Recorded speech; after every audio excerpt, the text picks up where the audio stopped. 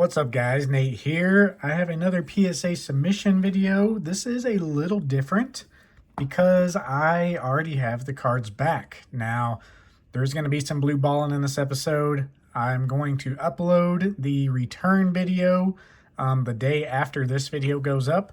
So if you don't care, about this, I understand. Just watch tomorrow's video and that will show the grades. So, yeah. I am going to play a little game, if I can talk right. So since I already have them graded, I'm going to kind of go through them backwards. And yeah, you can cheat. You can scan that if you want to find out. But why not just watch the video that comes out after this? And while you're still here, go watch that one. So yeah, we're going to play a little game. There is one card in here that is condition-wise a little tricky. But we're going to jump right in. So let me make sure these are covered.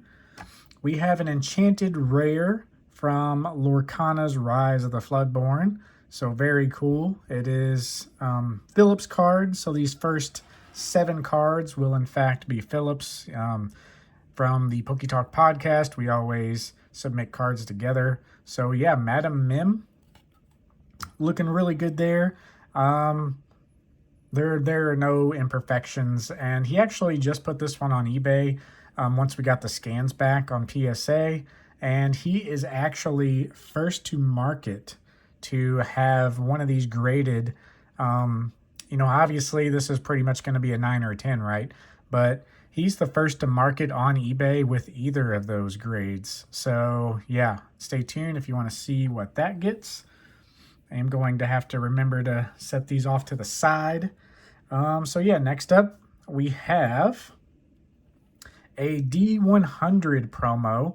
This is Maui. Now, this is pretty much what is submitted. It is the D100 set. So if you guys are unfamiliar with that, please check that out.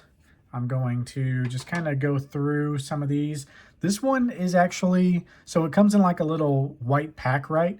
And Maui is on the back of the stack and Mickey is on the front of the stack. So these two cards are much more noticeably difficult to grade than the others. So it's going to be interesting to see.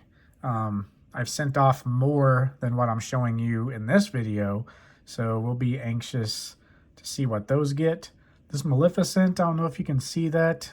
It's kind of hard to pick up because they're so shiny, but some little surface scratching there. And I'm mostly doing this video because with all my submissions, I have a submission video and a return video. So I didn't want to make a return video and get my, my titles of my videos all mixed up. Because basically, well, there you go. You saw that one. Here's a little surprise. Gem Mint 10, Genie. I don't want to be like submission number 15 and return number whatever. I want to keep them the same number. So beautiful looking Genie there. Next up, the one that is probably going to take the cake. We have Elsa. She is beautiful on this card. All these cards were done by specific artists who has their signature up there. And they were able to do their own style. And it is just really cool to see. With Lorcana, they said, right, I mention this all the time, they said that they wanted to not appeal to collectors, but we literally have a collector's edition set.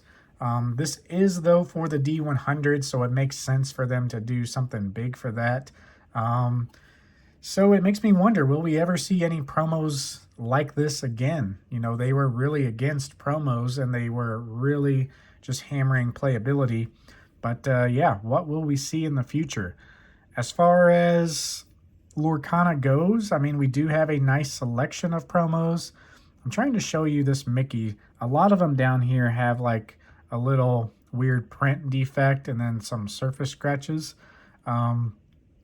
But yeah, this is the card that is not like the others. This one actually got a lower grade than everything. And I want to see if you guys can spot what it is. But anyway, it's going to be interesting, right? We had the D23 set. And then we had some convention promos. Sorry, just trying to get a little focus here again. So between all the promos, though, I feel like D23 is obviously the ones that are going to take the cake.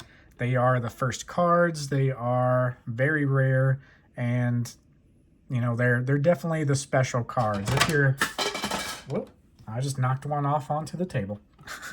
But if you are definitely looking to invest per se in Lorcana, look no farther than the D23 set. They are obviously the most expensive already, but it is just a no-brainer.